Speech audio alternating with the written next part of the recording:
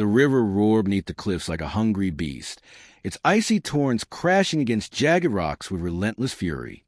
Jake Miller had only meant to hike up the old mountain trail for some peace, a weekend alone, away from the grind of city life.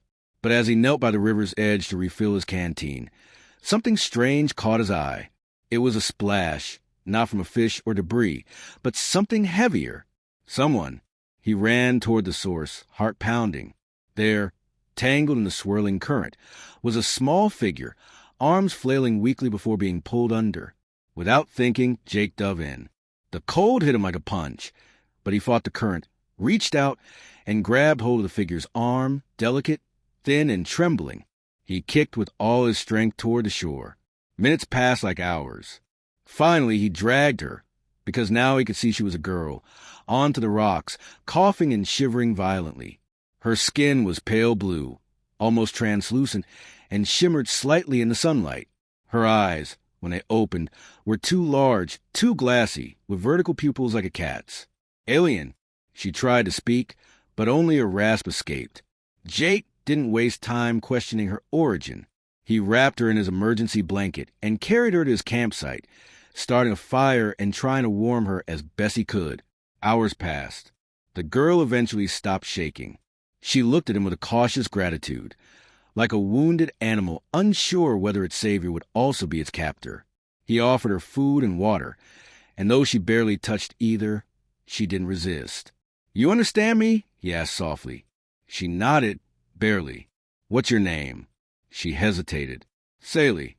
"I'm Jake." Another pause. "Thank you," she whispered. The next morning, she was stronger. She stood unsteadily and pointed up toward the higher peaks. "Home," she said. "There." Jake didn't ask how or why an alien girl had ended up in a river. He simply nodded, packed his gear, and helped her walk. The path was steep, unmarked by any known trail. As they ascended, Saley seemed to regain confidence.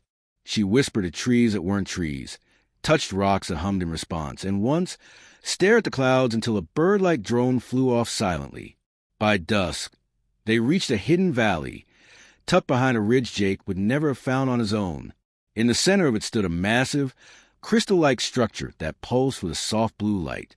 A cloaked figure emerged from the shadows as they approached, tall, graceful, eyes like Saley's but older, wiser.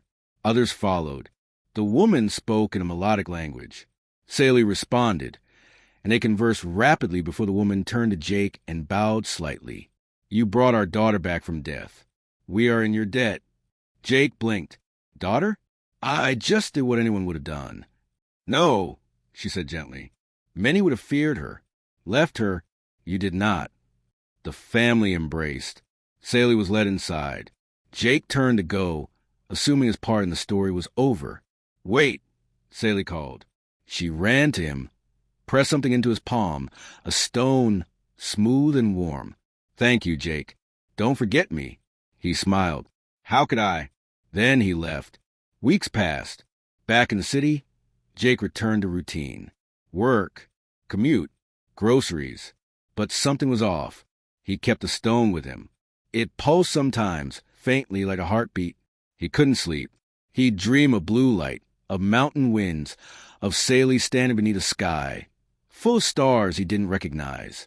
Then one night, the stone flared bright in his hand. He woke with a gasp and found himself no longer in his apartment. He was standing in the hidden valley again, but it was different now, burning. The crystal structure was shattered. The air stank of smoke and energy.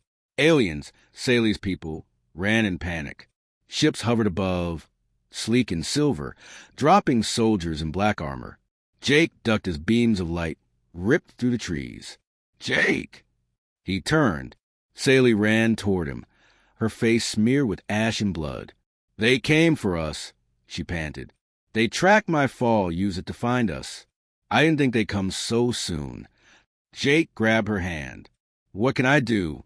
She pressed a small device into his other palm. "You already did enough. But if we fail, this holds our memory. Our truth. Keep it. Hide it. Promise me. I'm not leaving you." A tremor shook the ground. A blast of blue light knocked them both down. Saley shielded him with her body as debris fell. "Saley," he shouted, trying to lift her. "I'm fine," she coughed. "Go, Jake. Please." "I'm not." She touched the stone in his pocket. It glowed, and before he could protest, he was gone, back in his apartment, gasping, shaking, clutching the device. News blared on the TV. Unidentified meteor shower lights up skies over several mountain regions. Jake stared at the screen. No mention of alien attacks. No mention of Saley. He looked down at the device. It blinked softly. A heartbeat. Her heartbeat. He kept it safe. Years passed. Jake became obsessed. He quit his job, hiked that mountain again and again, but the valley was gone or hidden. The stone never glowed again. But the device sometimes whispered when he slept, in a voice like hers. One day, a child knocked on his door. Her skin shimmered faintly blue. "My mother said you saved her life once," she said, eyes large and luminous. "She said when the stars are safe again, she'll come find you." Jake fell to his knees. "She's alive?" The girl smiled. "She never forgot you." And with that, the girl left, disappearing before the neighbors could even react. Jake clutched the old stone in his hand. This time, it glowed